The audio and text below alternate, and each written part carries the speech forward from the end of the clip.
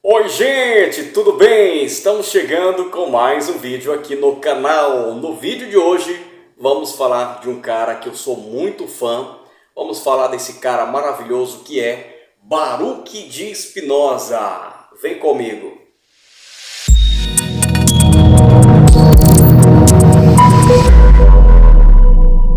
Simplesmente foi genial no seu tempo e a gente vai falar um pouquinho sobre a história e a filosofia de Baruch de Spinoza. Para Baruch de Spinoza, tudo estava ligado e conectado. Na sua época, ele dizia que todas as coisas estão ligadas e interconectadas, principalmente o Criador. Ele que tem uma filosofia mais ligada, cabalística, sobre a personagem, sobre as características de como seria o Criador. Não diria o personagem ou característica, mas diria as características de como seria o Criador. O Criador de todas as coisas, ele está ligado em uma unicidade. Assim era o pensamento de Baruch de Spinoza. Vamos aprofundar mais. É uma coisa só. Todos os fenômenos que está ligado entre as energias, entre o campo energético, entre todas as coisas que acontecem, em que todos os movimentos da natureza que fluem, é uma coisa só. E essa coisa é o Criador. A vida de Baruch de Spinoza, ela aconteceu ali nos Países Baixos, principalmente, na Holanda, entre aspas, Mas a sua história, ela aconteceu durante muito tempo. Ele viveu ali na Holanda por volta de um período muito complicado de Inquisição, período de perseguição do povo judeu, um período bem complicado de transição e de conversão à força do povo judeu ali na Holanda e em vários lugares dos Países Baixos. E a sua história não é muito diferente. Baruch de Spinoza nasceu em 1632 e falece ali em 1677, deixando uma grande história na filosofia da sua época. O Baruch de Spinoza, ele veio de uma família de judeus ibéricos, de uma família de judeus marranos. E principalmente ele passou por um período na história em que os Países Baixos estavam sempre em conflito, principalmente a Espanha, vivendo conflito.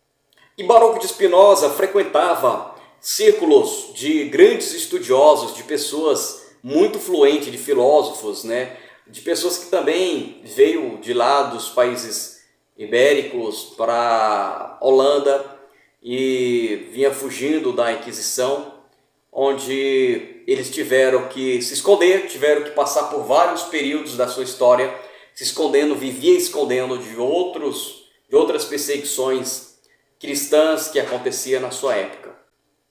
E ele era influenciado basicamente por todos da comunidade judaica, por vários rabinos sábios que existiam na sua época. Entre a sua época tinha um grande sábio chamado Hazariarco, que foi um grande rabino da sua época, influenciou muito nos seus estudos, no seu conhecimento da época.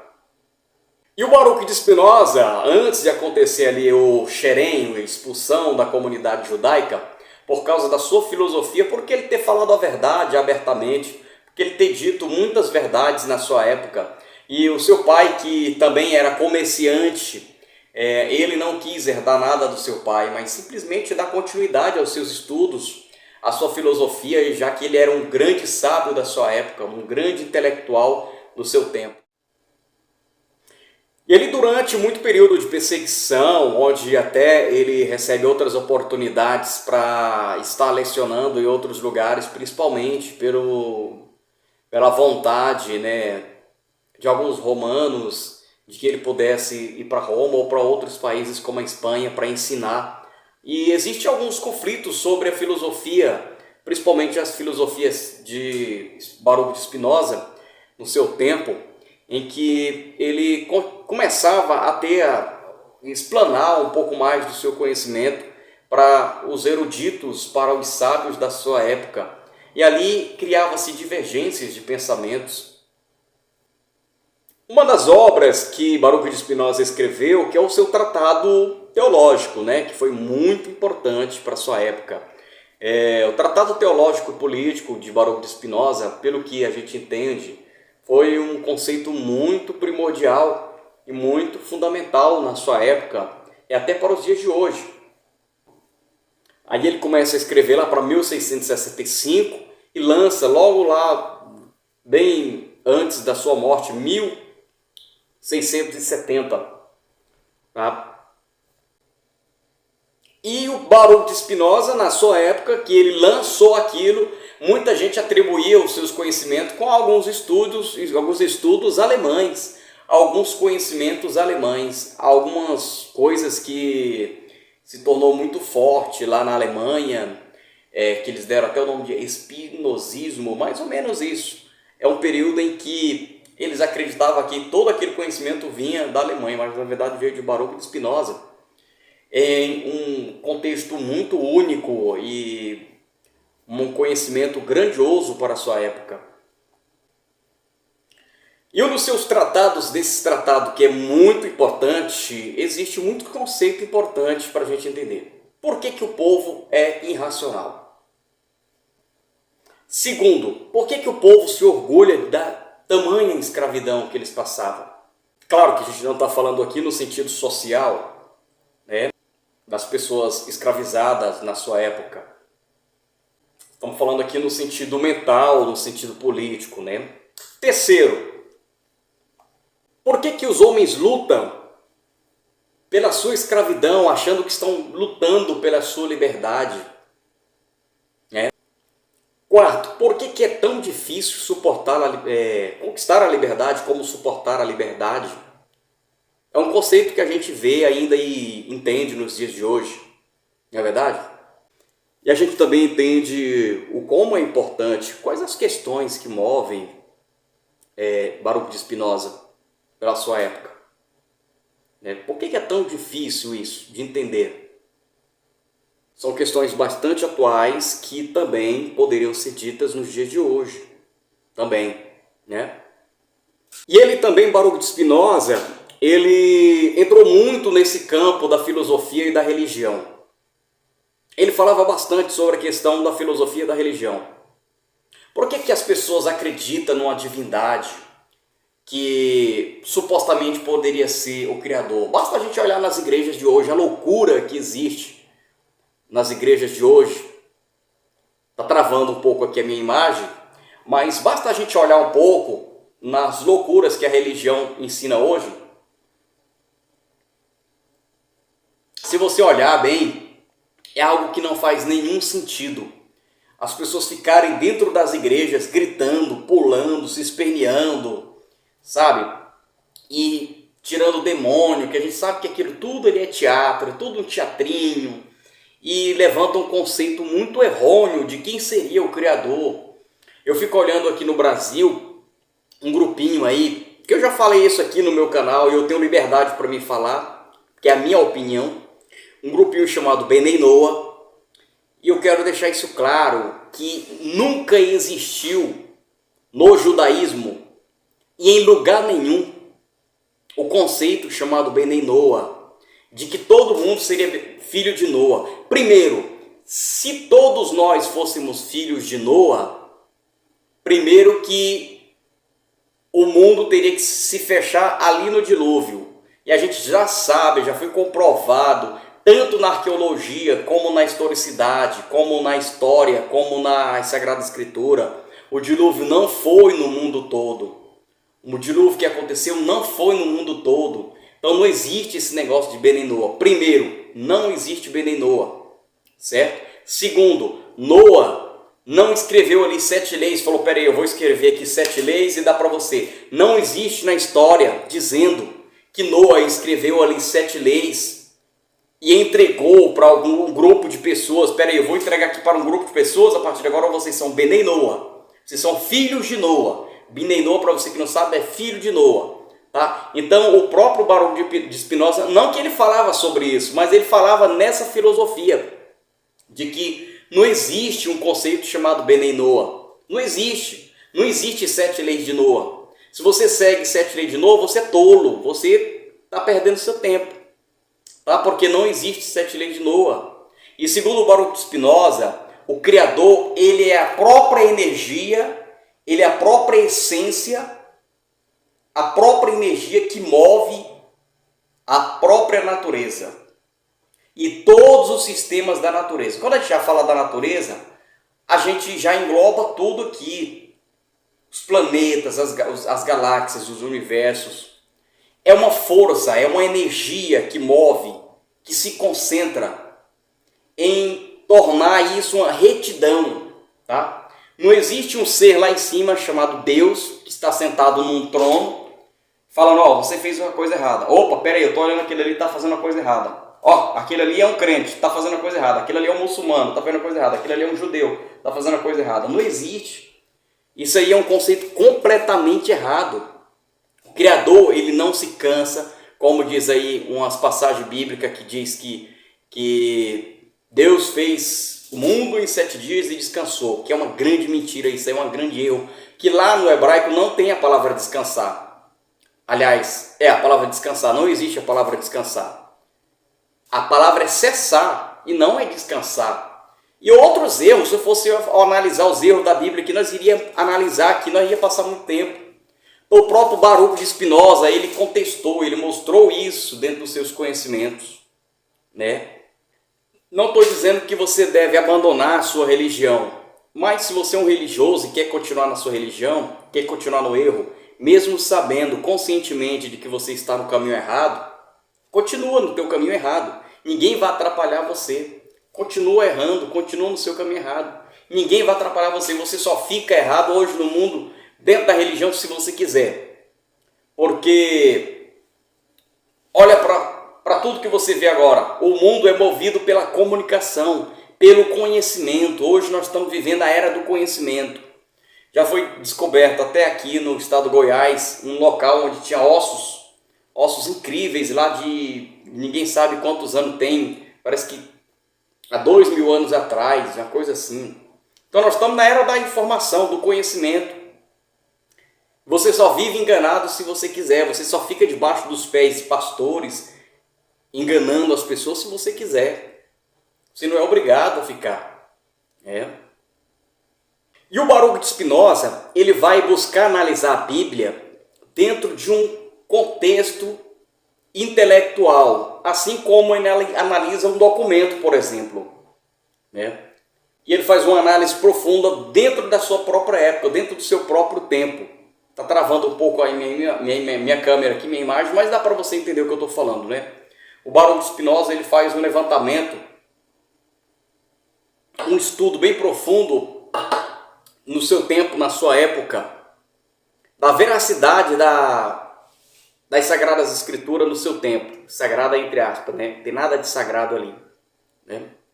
Então o Baruch de Spinoza, ele falava assim, que para você entender as Sagradas Escrituras, a Torá, os Ketuvins, para você entender isso aí, toda a parte da Sagrada Escritura, do Taná, do Talmud, do Zohar, você tinha que entender da época, da sua época. Você tinha que entender o hebraico. Quando você não entender o que significa hebraico, eu fico olhando aqui, eu acho engraçado, o pessoal me coloca em grupo, às vezes grupo que dizem que é judeu, são de judaizante, mistura de cristão com judeus, mistura judaísmo com cristianismo, mistura tudo, bagunça tudo. Eles me colocam nesses grupos e eu fico só analisando lá os textos que eles colocam, mistura tudo. Aí eles falam de Espírito Santo, de Jesus, de Cristo, de Buda, de Maomé, de mais não sei quem diabo lá, e bota um monte de coisa e mistura tudo, sabe? E a mesma hora que eles falam que é o Criador, não, agora é o Criador. A mesma hora ele fala, agora é Deus, não é mais o Criador, é Deus.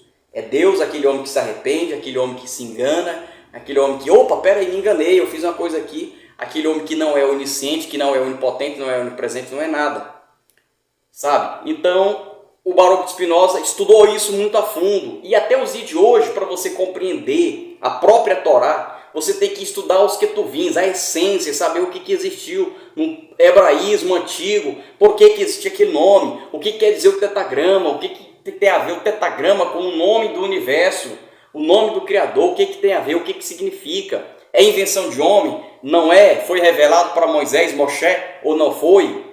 Tudo isso foi questionado no período de Baruch de Spinoza. Tá?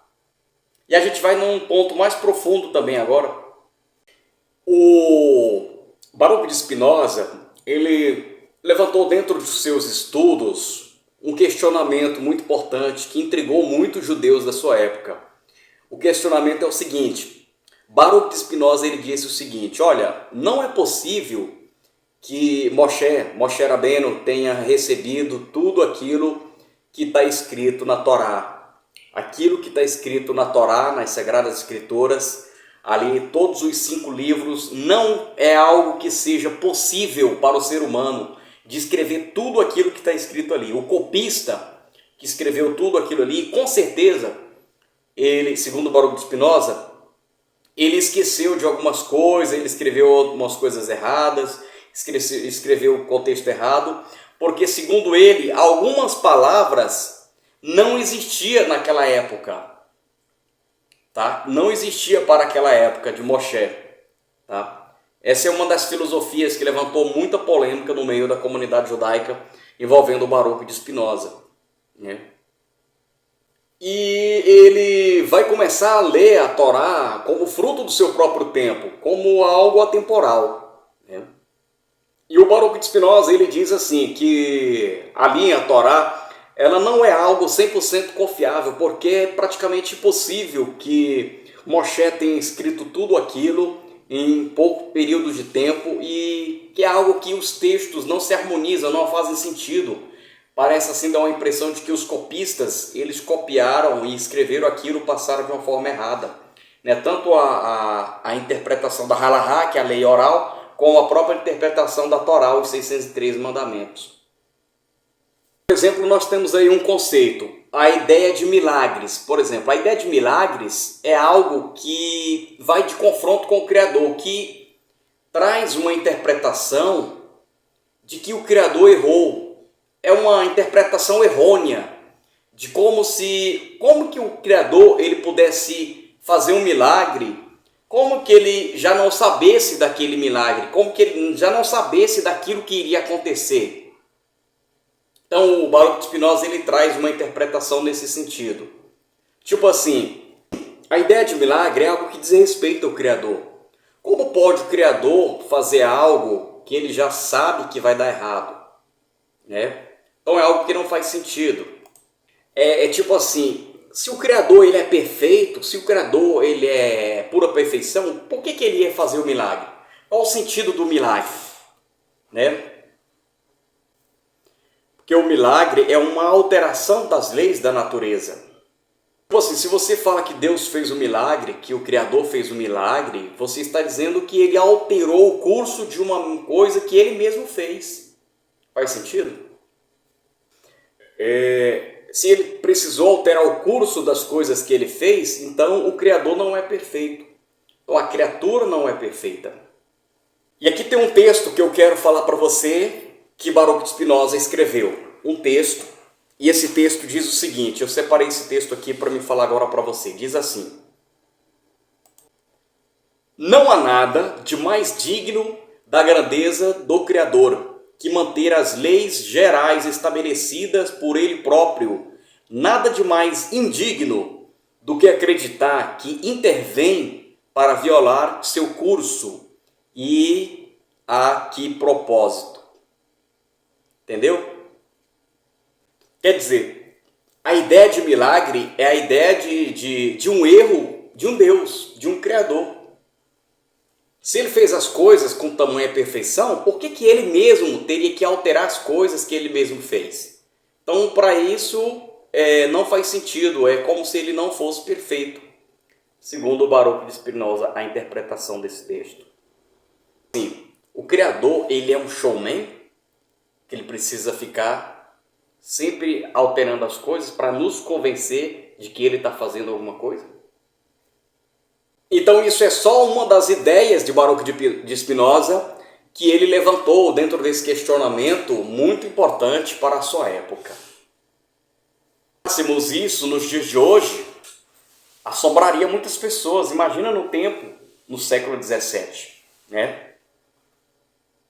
O livro poderia ter escrito em 1661, 1675, mas ele é publicado depois da morte de Baruch de Spinoza.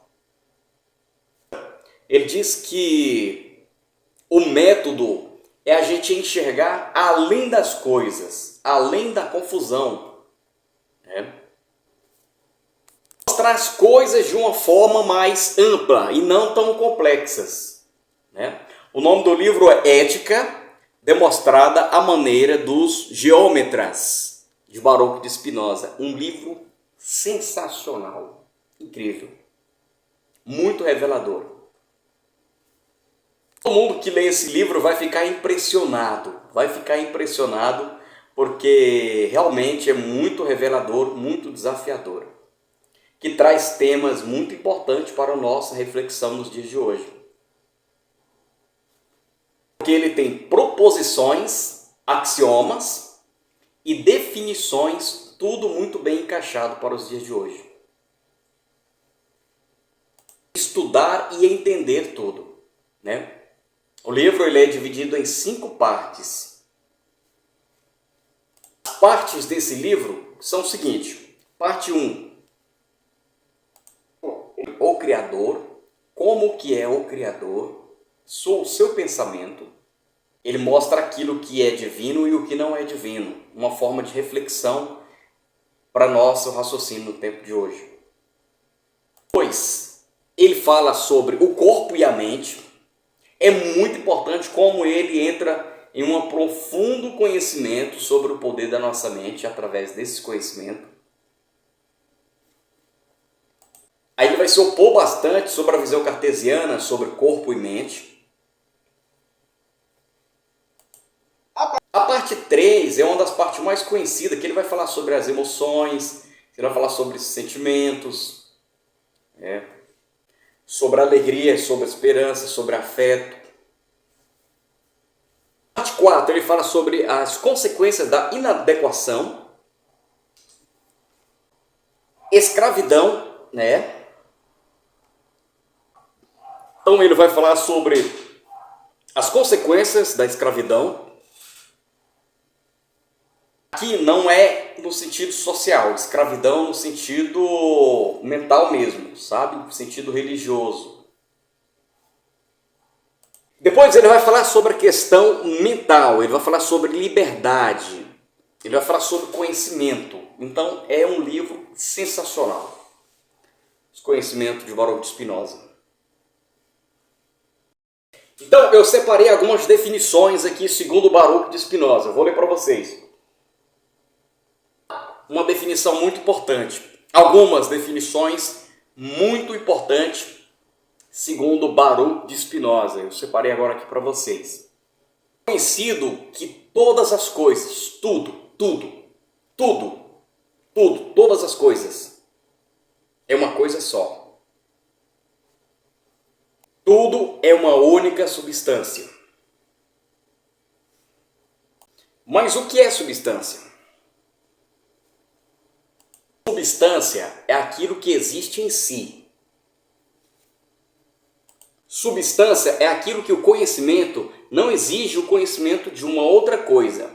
Por exemplo, quando eu vou explicar quem sou eu explico quem sou eu, mas explicando outras coisas. Quem sou eu? Eu sou o Max, eu sou perfeccionista, eu sou trabalhador, eu sou honesto. Tipo, eu tenho uma barba, eu tenho 1,70 m, etc e tal, né? Então,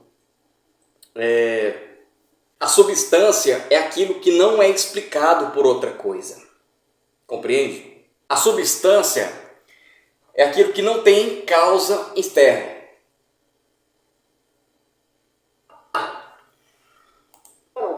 Você não é infinito porque você é causado por outra coisa. A substância é aquilo que não tem começo nem fim. Você é, por exemplo, você é um ser limitado.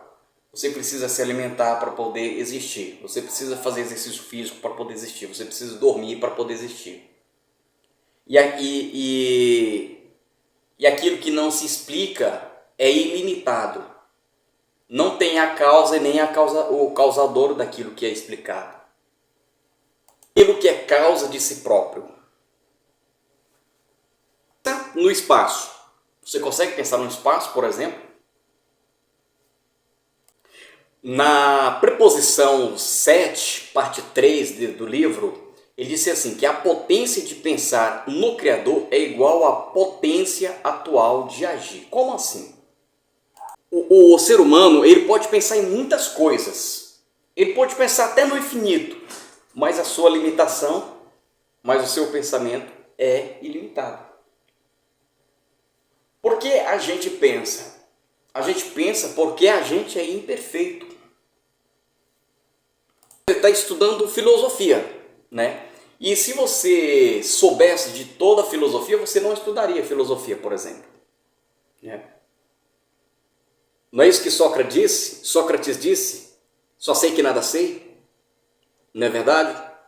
Então a gente começa a pensar porque nós somos seres limitados. Nós somos limitados. Nós não somos ilimitados. Nós não sabemos de nada. E nós estamos sempre abertos para aprender mais e mais. Por exemplo, o Criador não pensa porque ele não fica triste, ele não fica alegre, ele não é humano, ele não tem sentimentos como humano. Diferente do que a gente vê muita coisa na Bíblia, né? Um Deus humano, com traços humanos, um Deus que se arrepende, um Deus que se engana, um Deus que faz atrocidades, que permite adulteração, adultério, que permite muitas coisas. Então a gente vê o pensamento de Baruch de Spinoza é totalmente o contrário. Um Criador que tem emoções, que tem satisfações, que sabe, que se contenta com coisas que fica alegre ou que fica triste, com coisas que o homem venha fazer ou que não venha fazer. Porque segundo o Baruch de Spinoza, o Criador, ele não está nem aí o que você está fazendo, o que você fez ou deixou de fazer. Não interessa, ele não está nem aí, está pouco se importando para isso. E ele não é um ser que se arrepende, um ser que chora, um ser que, não, me arrependi agora disso. Como diz a Bíblia, ele se arrependeu de ter feito homem. Então, Baruch de Spinoza, no seu pensamento, ele acredita dessa forma. Né? O Criador, ele não fica alegre, ele não fica triste, ele não se arrepende, ele não chora, exatamente por causa disso, porque ele não tem sistema cognitivo, ele não tem emoções, sistemas emocionais igual o ser humano, certo? Tem um livro muito importante do cara que eu gosto muito, que é o Daniel Gomes de Carvalho. O livro, se eu não me engano, salvo engano, é Filosofia para Mortais, Pensar Bem para Viver. Esse livro é muito interessante, inclusive ele fez baseado nas filosofias de Baruch de Spinoza. E nesse livro é baseado na filosofia de Baruch de Spinoza, que a gente pensa, a gente filosofa porque a gente é imperfeito. O Baruch de Spinoza não vê o Criador como divino. Ele vê como a emanência.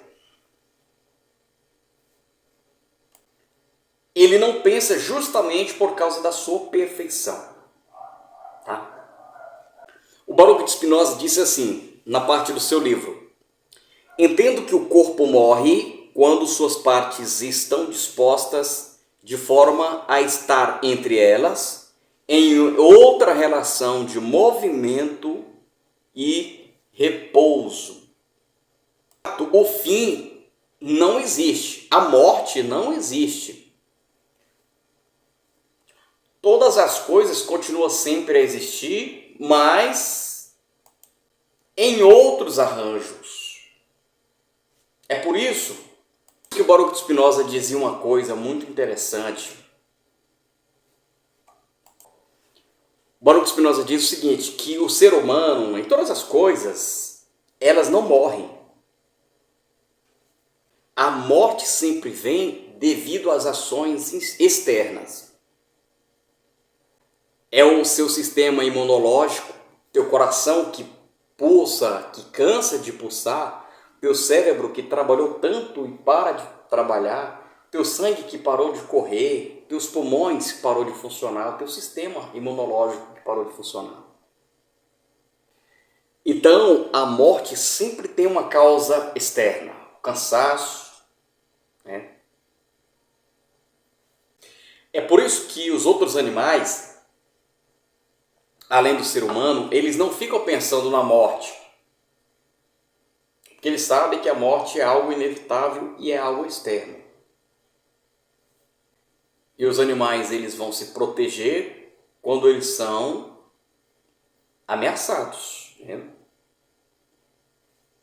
Por exemplo, o meu cachorro, ele vai tentar se proteger quando alguém atacar ele.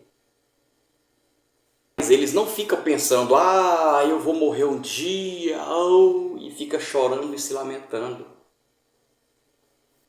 É por isso também, diz Spinoza, que não existe suicídio na natureza. Faz sentido? É por isso que o único ser que ainda pensa em se matar é o ser humano. Veja os animais, por mais que curta seja a sua vida, eles não tiram a sua própria vida. Mas o suicídio, ele não é uma coisa que vem do ser humano, ele é uma coisa que vem de fora, segundo o Baruch Spinoza. Às vezes, as pessoas elas passaram por algum trauma, alguma coisa, uma depressão, alguma situação que ocasionou um trauma no teu sistema cognitivo, no teu sistema mental, e criou um problema. E aí ela vem a tirar a sua própria vida, mas é uma causa externa, não é uma causa interna. Então, as coisas na natureza, todas as coisas na natureza, elas se distinguem modalmente. São o seu modo, não na sua verdade, não na sua substância. Na sua substância é tudo uma coisa só. Claro que a substância, esse ser que não é pensante, ele está dentro da sua natureza, agindo dentro da sua natureza. Inclusive a palavra Elohim significa natureza também, força, emanação da natureza. E existe o modo de emanação da natureza, dessa substância, que é o modo da natureza naturada. Veja, nada se cria, nada se perde, existe apenas uma transformação modal. As coisas são modal, as coisas são infinitas, elas são eternas e por isso elas são necessárias. Diz o Baruch de Spinoza, na natureza não há nada contingente. Todas as coisas são determinadas pela necessidade. Necessidade as coisas são como elas são. Elas não são de outra forma. Por isso que Baruch de Spinoza fala, acreditar em sobrenatural, acreditar em milagres é desrespeitar a Deus, é desrespeitar o Criador. Porque Ele é perfeito. Tudo que existe é natural, porque existe. Acreditar em milagre, acreditar em sobrenatural é uma ideia muito equivocada, segundo Baruch de Spinoza, e uma ideia equívoca e uma ideia errônea da natureza, do que é o Criador, do que vem a ser o Criador de todas as coisas.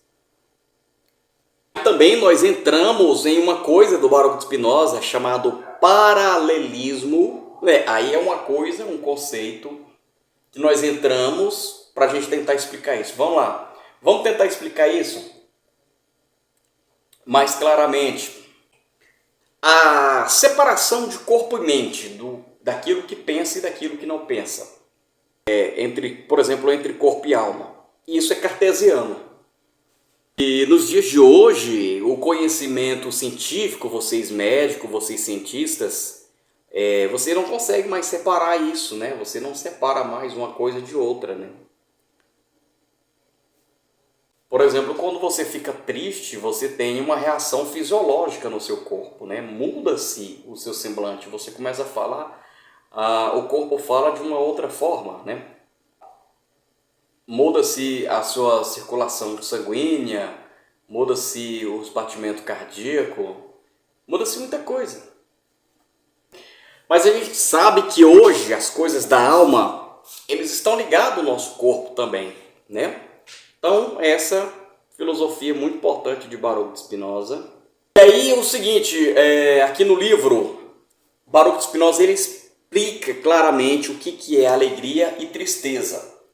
Alegria é uma passagem de uma perfeição menor a uma maior. Tá travando aí, né?